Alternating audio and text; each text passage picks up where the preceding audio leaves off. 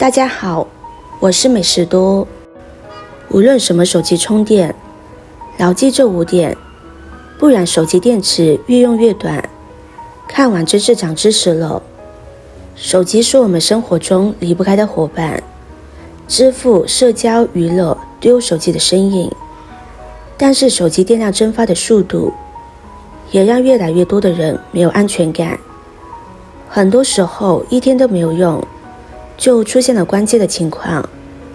很多人认为都是手机的问题，这其实是因为我们在给手机充电的时候，充电的方法不正确。想要让我们的手机充电量更大，使用时这些误区千万要远离。下面让我们一起跟着视频来了解一下吧。误区1，不要等到电量过低才想起充电。很多用户在收到电量不足的提醒，或是关机了才去充电，对手机电池的损耗比较大，也会缩短电池的使用寿命。这也是为什么手机在电量低的时候要报警。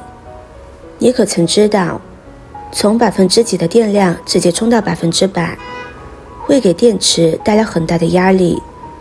举个例子，当你饿了一早上，中午的时候又吃了一大碗，你可能会出现胃胀、胃痛的现象。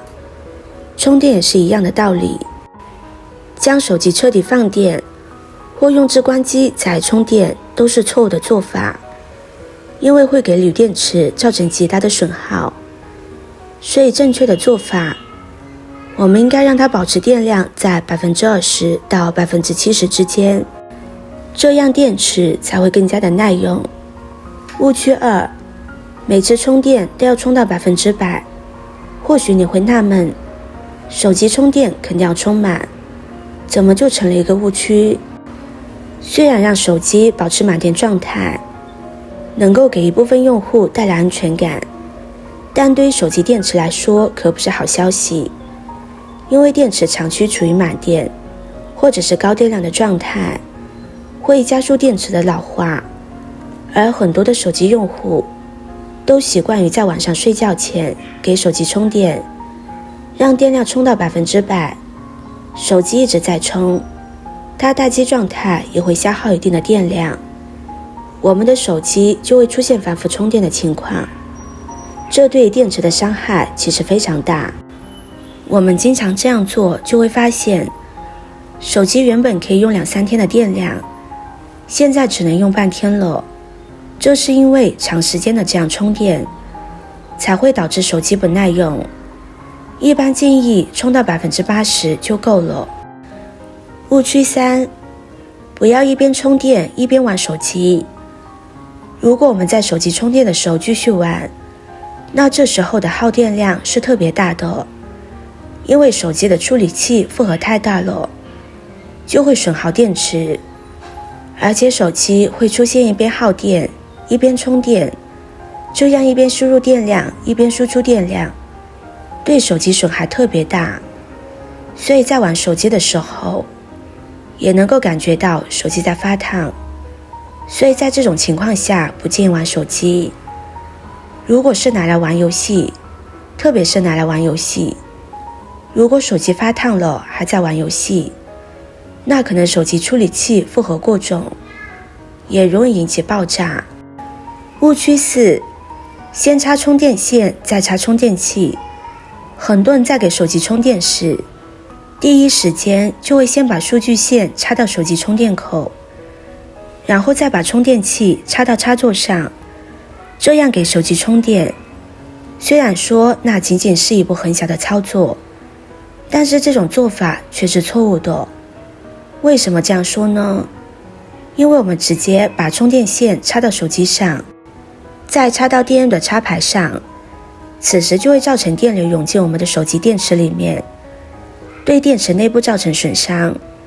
长期这样充电的话，电池就会产生蓄电和鼓爆的现象。一旦出现蓄电，那电池就会出现特别不耐用的情况，特别不好。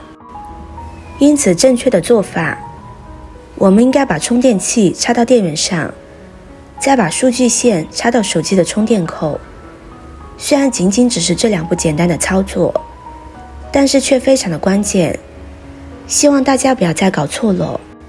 朋友们、家人们，视频看到这里了，麻烦您动动您发财的小手，帮忙点一个免费的 like。 对您来说只是举手之劳，对美食多来说可以高兴的睡不着觉。现在这个视频就辛苦您帮美食多点赞转发一下吧，非常感谢大家的支持和鼓励。误区5：原装充电器。有时候我们的原装充电器被使用断了，或者是我们的充电器已经不好了，那这个时候就会将我们的手机充电器扔到一边去，然后再去买一些充电器。但是有很多山寨充电器，便宜是非常便宜，很多人就会买这样的充电器，这样充电器也能够充上电，但是它的电流、电压都与我们手机参数不符。因为手机的充电功率是固定的，如果购买功率太小，或者是过大的充电器，都会造成手机损害。即使没有原装的充电器呀，尽可能过多的选择通用数据线，或者具有电池断电功能的数据线。手机充满之后，数据剩下的电流也不会伤害到手机，从而更好的保护手机电池。以上就是今天给大家分享的知识。手机充电时千万不要用这5种方式，这样充电会损害我们的手机电池。